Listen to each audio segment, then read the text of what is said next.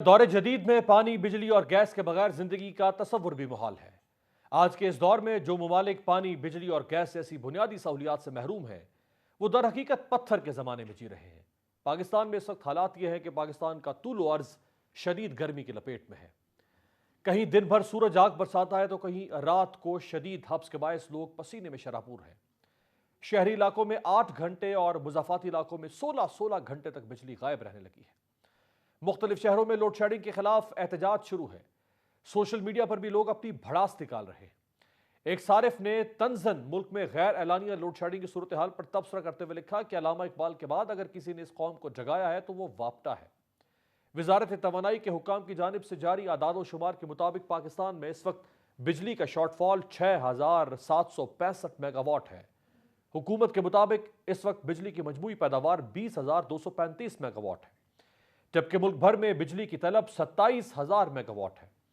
9 مئی کی ایک خبر کے مطابق قومی اسمبلی کو آگاہ کیا گیا تھا کہ دسمبر 2022 تک گردشی قرضوں کا بوجھ 2536 ارب روپے ہو چکا ہے۔ پاکستان کا حالیہ برس میں گردشی قرضہ 343 ارب روپے رہا۔ گردشی قرضوں کا مسئلہ طویل عرصے سے چلا رہا ہے اور کوئی بھی حکومت اس پر قابو پانے میں ناکام رہی ہے۔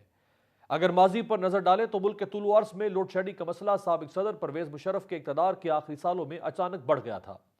اس کے بعد 2008 سے 2013 تک پیپلز پارٹی کی حکومت میں توانائی بحران اور لوڈ شیڈنگ نے عوام کا جینا دوبھر کر دیا تھا۔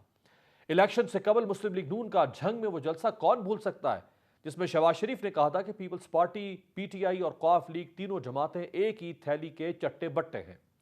اگر عوام نے نواز شریف کو کامیاب کرایا اور 2 سال میں پاکستان سے لوڈ شیڈنگ کے اندھیرے ختم نہ کیے تو میرا نام شہباز شریف نہیں۔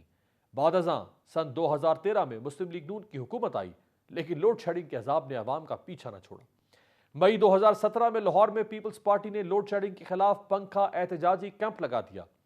حکومت کے خلاف جالوں نے زوردار نعرے لگائے اور پیپلز پارٹی طنزاً کہا کرتی تھی کہ لوڈ شیڈنگ تو ختم نہیں ہوئی، اب شہباز شریف اپنا نام ہی بدل لیں۔ پھر 2018 میں پی ٹی آئی کی حکومت آئی تو کچھ کم صحیح لیکن پھر بھی عوام لوڈ شیڈنگ کا مزہ چکھتے رہے۔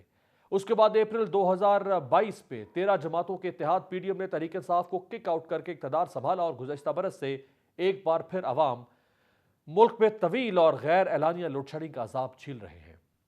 دنیا کے لاتعداد ممالک نے نئے ڈیموں کی تعمیر اور قدرتی وسائل کے استعمال سے بجلی کی پیداوار بڑھائی۔ پاکستان میں ڈیموں، بجلی منصوبوں اور پاور پلانٹس کی باتیں محض الفاظ کا گورکھ دھندائی رہی ہیں۔